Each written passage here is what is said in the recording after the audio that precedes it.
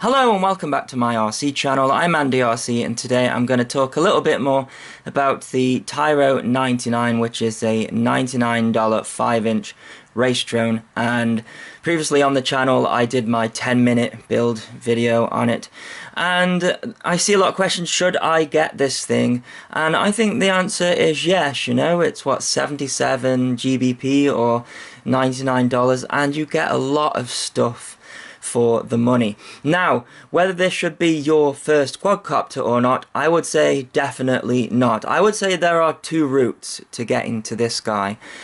And the route that I took was I bought a cheap 20 quid Hubsan toy. I learned how to fly at line of sight. You know, they come with angle mode, they don't have acro mode, but it teaches you orientation and line of sight, and I think learning line of sight is very important.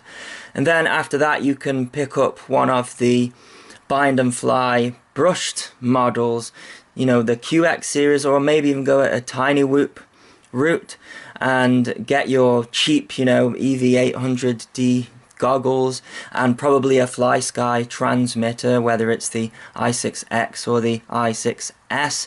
And then there's the other route, and that is the simulator route. So what you could do is you could buy one of those i6S transmitters very cheaply, and those can plug directly into a simulator. Then you can get something like Liftoff or Velocidrone or even Freerider, but I prefer the first two myself when it comes to realism. I think Liftoff's probably the most demanding on the computer though. And learn the line of sight on the simulator, learn how to fly FPV, learn how to fly acro, then maybe you are ready for this guy. And yeah, I think it's a really good deal. There are some things that are going to need to be changed, I think. You know, I knew straight away that the camera wasn't going to be up to scratch. It's a CMOS camera, but that's not actually the main issue. The main issue is the actual lens here. It's a very narrow field of view. However, I'm going to try and switch that out and see if we can get maybe a 2.5 or 2.1mm lens in there, because it's on a thread here. So yeah, so when we talk about $99, I can see people, you know, maybe spending even $30 on a camera. You know, it just shows you the value of this thing really when that's how much the upgrades are. You could go for the CADX, which is cheaper, but I find those to be not very good quality, so I would get a good quality camera. So the all-up weight is 321 grams, so it's not a light copter. And I saw a lot of people talking about the motors, saying, oh, they're a weird KV. I actually don't think they are for a beginner. So the KV is 2150, so yeah, low RPMs, and there are 2206, but I think that's good for a beginner because you can put a 4S battery on here. It's not going to have too much power, you know, so you can't go crazy on the throttle. And then if you want to, then you can add a 5-cell battery, and then it will take the low KV and it will up the RPM, and then you can start putting tri-blades on and things like that. As for these props, they look like a racecraft copy. I don't think they're going to be very efficient. It's probably worth trying out the Gemfan bi-blades, the Flash, I think they're the 5152 or 5052, something like that. Those are very efficient on the Diatone GTM 515, you know, talking 10-minute flight time with those. So yeah, again, that could be another upgrade. Don't really like how the battery is going to sit either. So yeah, it's just going to sit on these screws here. I suppose you could put some silicon matting down there. They do give you sort of a battery sandwich plate. However, it's still going to push your battery into these screws. You don't have a battery, of course, so that's another thing to talk about with this $99 thing. You don't have a transmitter, you don't have a battery, you don't have FPV goggles. So I think my recommendation would be just, you know, the cheapest 4S battery. It doesn't really have to be high C rating when you are learning. Then you can always go up on that a little bit later. Otherwise, batteries can get expensive.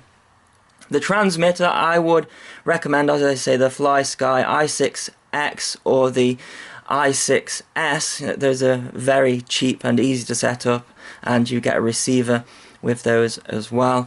I wish there was more room in this bay here, because you can see the VTX sits on the top. I don't think it's going to have any damage. It's just, yeah, it would have been nice to have more room in there. But again, you know, $99, I've spent that much on what? You know, a frame. I think I've spent like $150 just on a frame.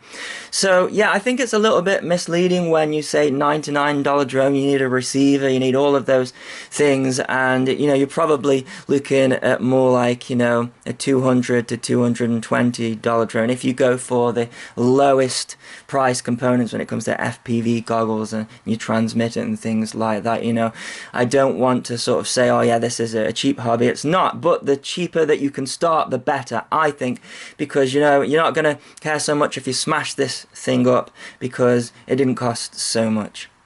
Now, I did sort of brush over this in my build video, but it is a very easy build. There's just a couple of things to solder. There's a lot of plug and play stuff here, which I think again is fine for a beginner, but I don't want it to give the impression that all builds are like this, because if you're wanting to do more complicated things like smart audio, camera controls, then you're going to be soldering a lot of stuff to the flight controller in comparison to this. However, it does mean that, you know, if any of these parts fry, then it is just going to be a simple plug and play.